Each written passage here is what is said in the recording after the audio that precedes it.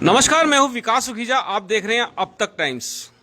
दोस्तों, गरीबों को रोटी के लाले पड़े हुए हैं। आपको बता दूं, ये बात वाकई में सही है। गरीब का शायद ही कोई व्यक्ति ऐसा होगा जो उनका भला कर देगा। और मैं आपको बता देना चाहता हूं, करनाल नगर निगम में अस्थायी तौर पर लगे सफाई कर्मचारी जो कोरोना वायरस में प्रथम श्रेणी के ऊपर आते थे, जिनको केंद्र सरकार ने प्रथम श्रेणी का दर्जा दिया हुआ था, उन्हीं सफाई कर्मचारियों में लगभग 200 से ऊपर करनाल नगर निगम के ऐसे सफाई कर्मचारी हैं जिनको मौका मिलते ही हटा दिया गया और पिछले काफ़ी समय से अपना रोजगार पाने के लिए, अपना घर चलाने के लिए, अपने बच्चों का पालन पोषण करने के लिए दर बदर की ठोकरें खा रहे हैं। कभी किस नेता के घर पर, कभी किस अफसर के दर पर, और कभी कहाँ। जहाँ मौका मिलता है ये लोग वहाँ पहुँच जाते हैं, लेकिन अभी तक इनको केवल मात्र आश्वासन के अलावा और कुछ भी नहीं मिला है। और ये जो कर्मचारी हैं, मैं आपको एक बार झलक दिखाता हूँ। आप देख सकते हैं इनके बच्चे, आंखों में आंसू देख सकते हैं, आंखों में आंसू हैं, क्योंकि जो ये लोग काम करते हैं। दोस्तों, इस खबर को साथ के साथ लाइक और शेयर कर देना। आपको मालूम है, जो काम ये लोग करते हैं उसके बारे में आप सोच भी नहीं सकते। कहावत है, जहां साफ सफाई होती है वहां ईश्वर वास करते हैं, और ईश्वर वहीं वास करते हैं जहां ये लोग साफ सफाई करते हैं, हमें स्वच्छ वातावरण देते हैं, हमें स्वच्छ माहौल देते हैं। और आज इनके साथ जिस तरह से अन्याय हो रहा है, दर बदर की ठोकरें खा रहे हैं, आपकी मैं इन्हीं से बात कराऊंगा। पूरा मामला क्या है ये भी आपको बताऊंगा। और आपको बता दूं, ये लोग सब लोग अभी 2 दिन पहले जब हाउस की मीटिंग हुई थी, वहां भी लगभग 7 घंटे बाहर धूप में बैठे रहे और इनको वहां भी एक लॉलीपॉप आश्वासन दे दिया और इनका काम आज तक नहीं हुआ। आज ये पहुंचे हैं वार्ड नंबर 2 के पार्षद बलविंदर सिंह बराड़ के घर में। दोस्तों, आपको मालूम है, इस समय बलविंदर सिंह बराड़ जो है करनाल की राजनीति में ऊपर वाले शिखर पे चल रहे हैं।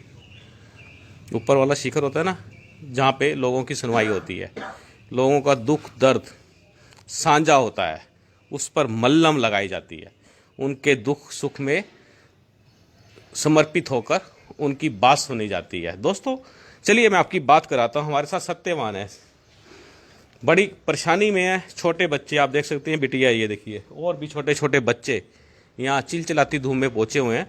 गर्मी एकदम से काफ़ी हो गई है, परेशान है। क्या कहना चाहोगे, आखिरकार आपका मामला है क्या? सर, मैं ये कहना चाहूँगा इस मीडिया के माध्यम से, पहले तो आपका बहुत बहुत धन्यवाद, हमारी बात को सुना आप लोगों ने।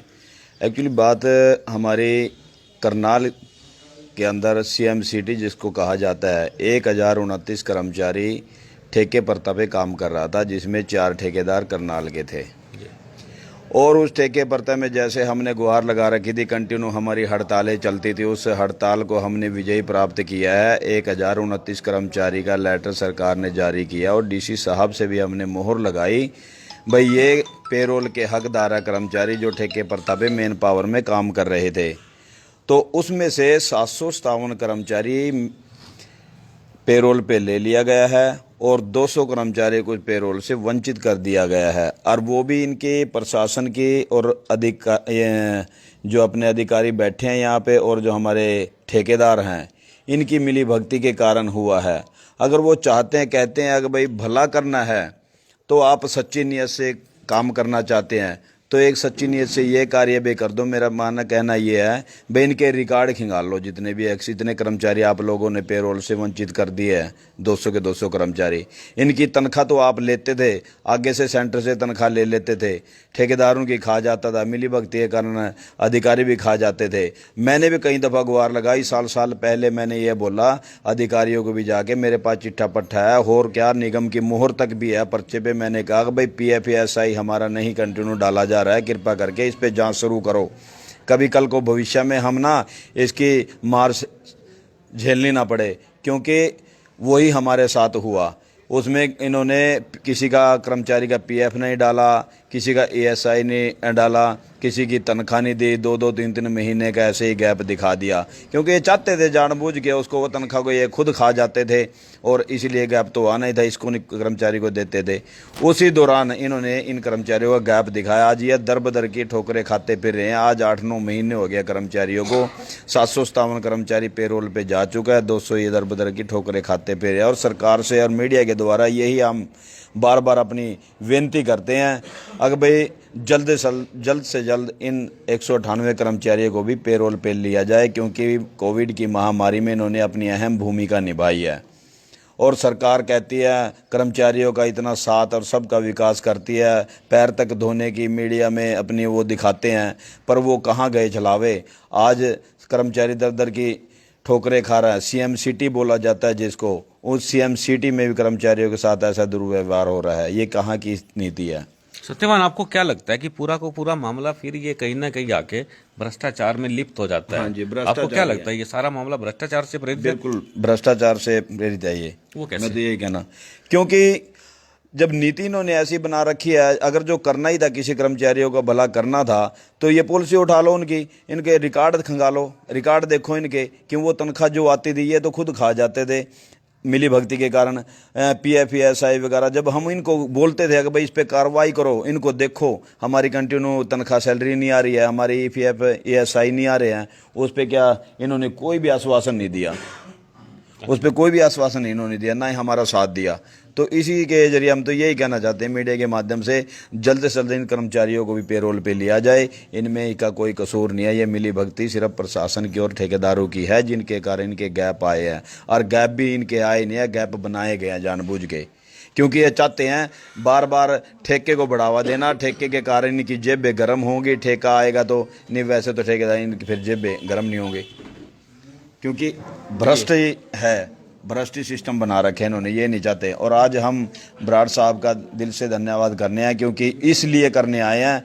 जब पंचायत भवन में एक मीटिंग स्थापित की गई थी, उस मीटिंग में सबसे पहली आवाज़ हमारे पार्षदों ने उठाई, उन्होंने हमारे लिए आवाज़ उठाई, इसलिए दिल से गहराई से धन्यवाद करने आए हैं। इन्होंने हमारी जिम्मेवारी को, एक मजबूरियों को समझा है।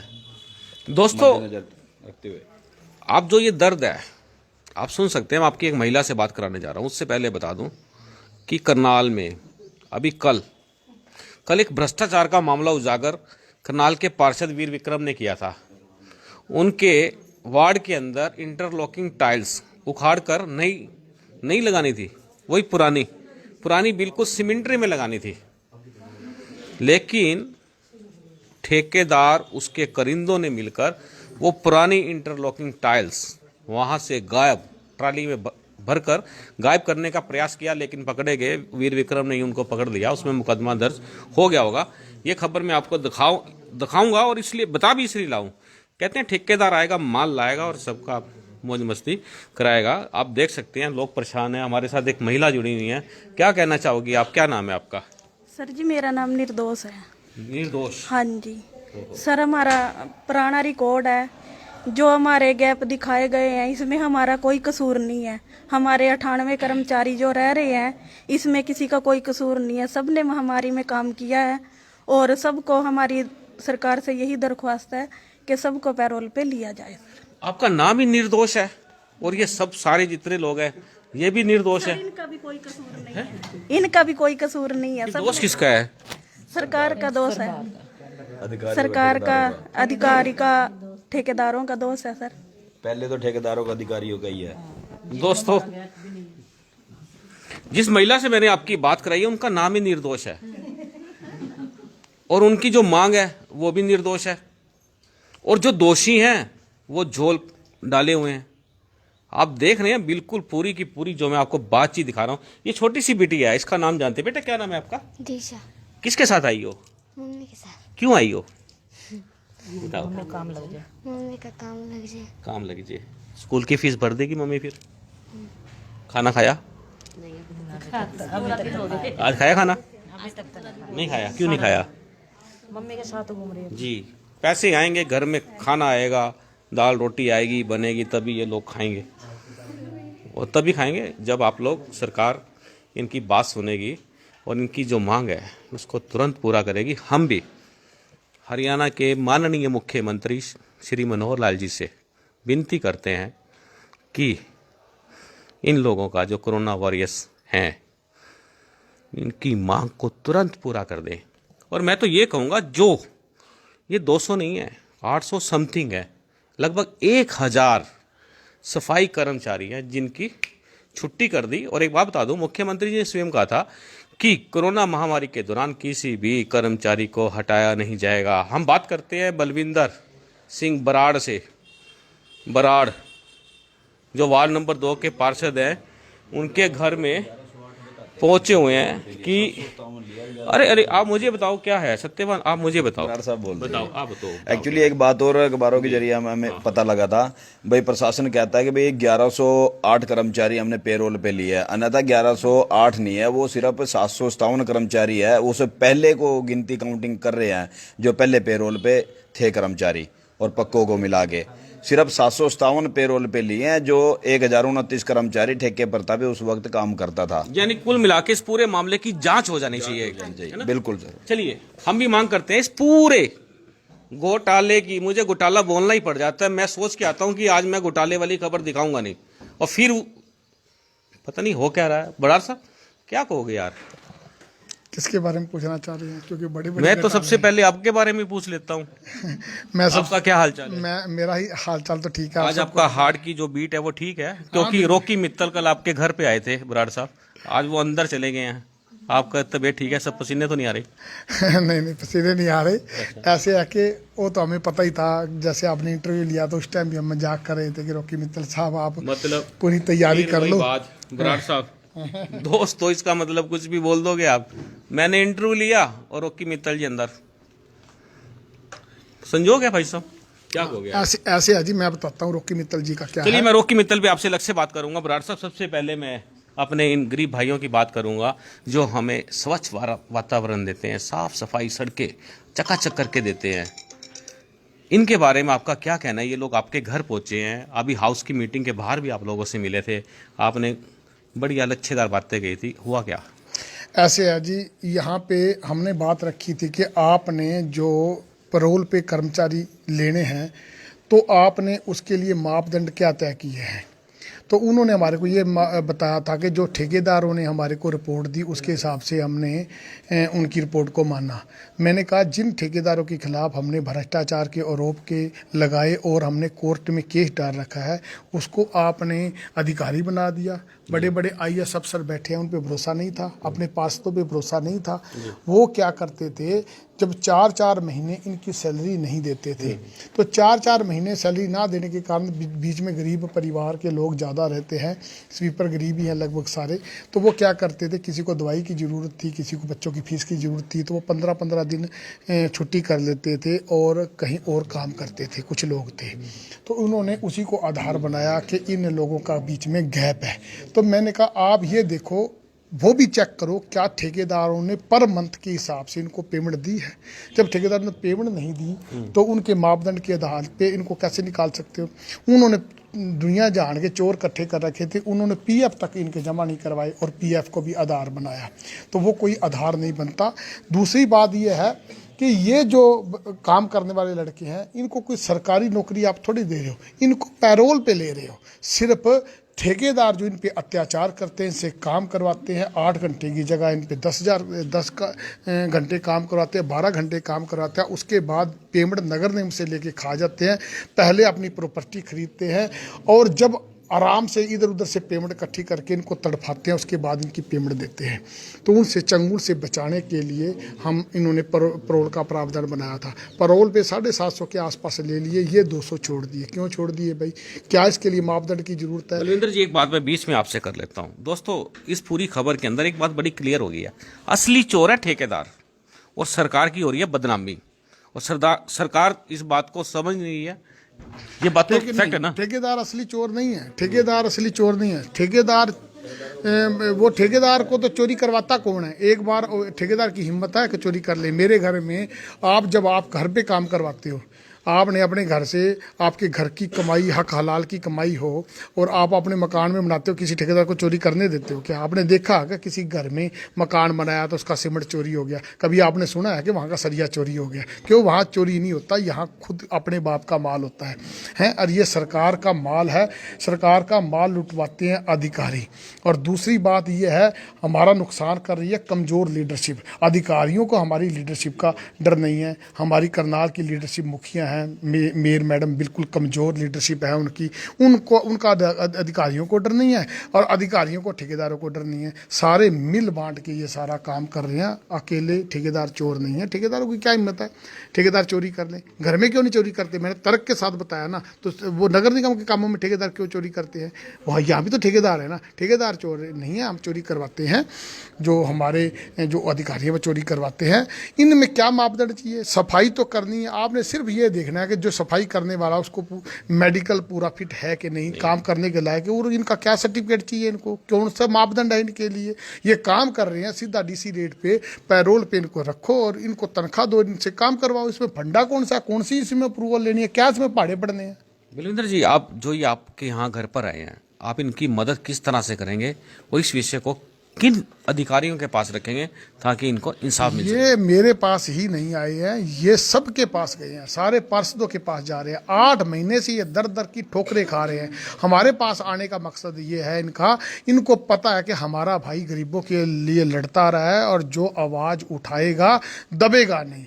मेरे से इनसे बात हुई थी, कहने लगे जी कोई बात नहीं, दूसरे सबसे हमने अपनी बात रखी है, लेकिन ऊपर से एक भी फ़ोन आ जाता है तो वो वहाँ दब जाते हैं।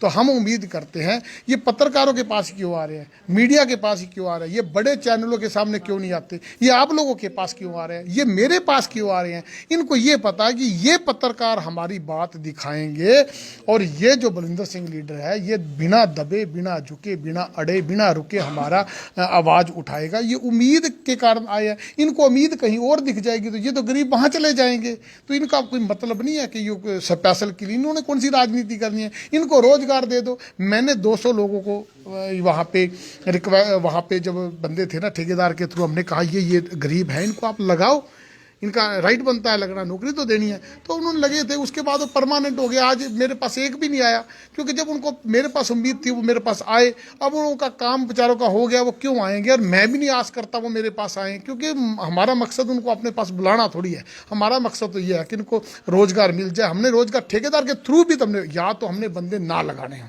हमारे बंदे पूरे हो गए हों, तो मैं आज इनको घर भेज दूंगा। मैं कहूँगा भाई आप कहीं और जाके काम कर लो। जब हमारे को बंदों की जरूरत है, हम ठेकेदार ले रहे हैं। ये तो पहले कुदरती लग गए, इन्होंने इतने एजिटेशन करे उसके बाद लग गए।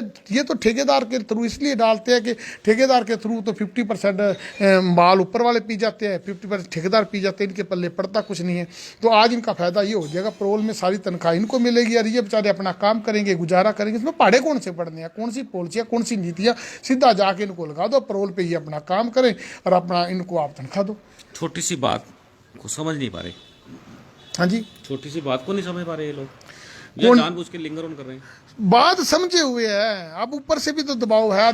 मतलब ये बताऊं, मैं वैसे दुखी करते हैं। अब एक बात बताऊं, पेंशन तो इन्होंने देनी होती है ना, एक पेंशन लगाने के लिए किसी गरीब के इतने चक्कर कटवाते हैं, इतने कानून थोपते हैं, इतने कागज मांगते हैं। इतने तो वीजा लगवाने के लिए अमेरिका भी किसी का कागज नहीं मानता, कनाडा किसी के कागज नहीं मानता, उससे ज़्यादा कागज तो ये पेंशन लगाने के लिए मांगते हैं। अगर कोई 60 की जगह 58 साल के पेंशन ले भी जाएगा गरीब, तो कौन सा बड़ा जुल्म हो गया? इतने इतने बड़े घोटाले हो गए हैं। आप 150 करोड़ लाइटों पर लगा रहे हो जिनकी जरूरत भी नहीं है। अगर कोई गरीब 58 साल का पेंशन ले भी जाएगा तो जुल्म कौन सा हो जाएगा?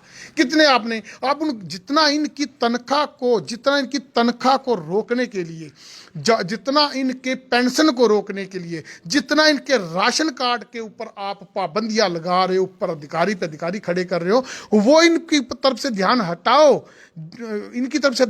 वो लगाओ जो बड़े बड़े घोटाले कर रहे हैं। आपने सारा ध्यान इन पे लगा दिया। अब 3-3 महीने से पेंशन वाले रो रहे रहे हैं, क्यों रो रहे हैं 3-3 महीने से पैसे? सारे कागज नहीं से पूरे करोगे क्या? भ्रष्टाचारी से कोई कागज नहीं पूरे करेगा क्या? बलविंदर सिंह बोलता है, इसको उठा के अंदर डाल दिया। रॉकी मित्तल कल आपके सामने इंटरव्यू किया था, मेरे घर पे आए थे, हमें उस दिन लग गया था महा ये तो यहाँ पे करनाल आ गए, इन्होंने आवाज उठा दी, इनका हशर अच्छा नहीं होगा। हुआ क्या उसके साथ?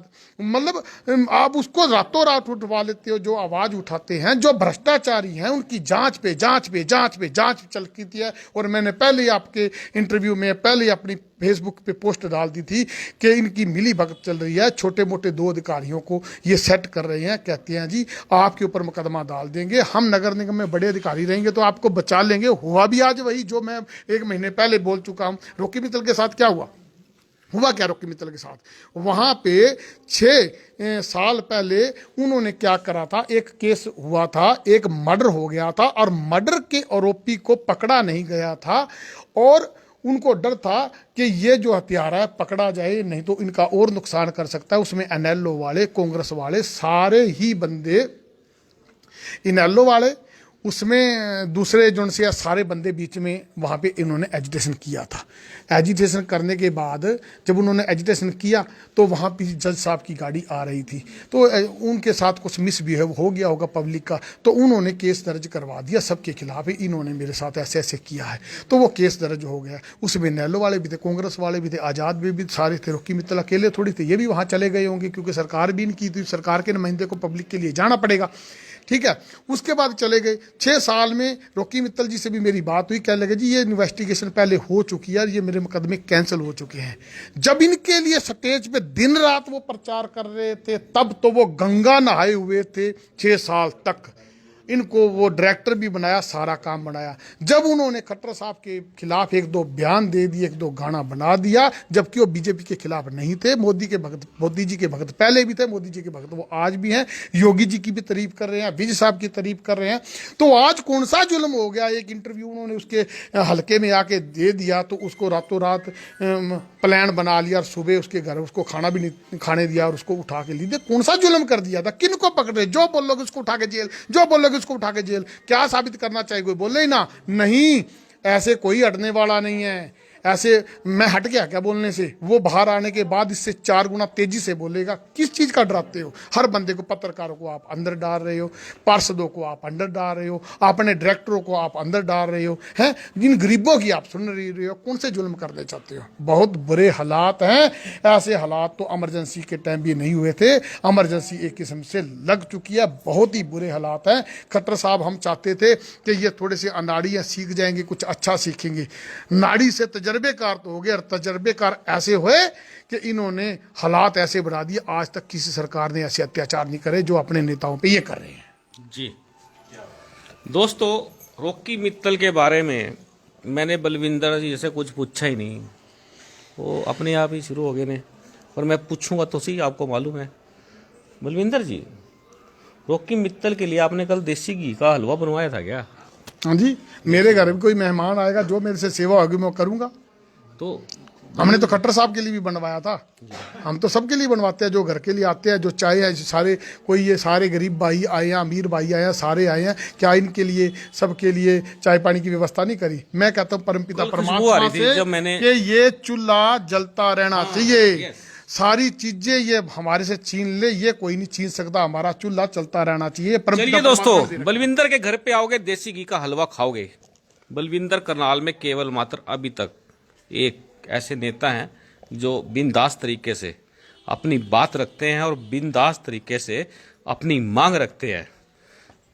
बलविंदर जी, मैं एक बात जानना चाहता हूं कि जो रॉकी मित्तल अब आए, जबकि उनका कैंपेन काफी टाइम से चल रहा था, सरकार के वो अंगेस्ट चल ही रहे हैं, बोल रहे हैं, इसके बाद बाहर आने के बाद फिर बोलेंगे। आपको क्या लगता है कि रॉकी मित्तल जो काम कर रहा है वो ठीक कर रहा है या गलत कर रहा है? बिल्कुल सही कर रहा है। गलत क्या कर रहा है? उसने गलत कर क्या दिया? वो तो बताओ क्या गलत कर दिया उसने? वो तो काम ऐसे है कि उनके बीच में रह के तो पता लगता है किसकी क्या नीतियां हैं। अगर बीच में रहेगा ना तो उसको नीतियों का क्या पता लग जाएगा।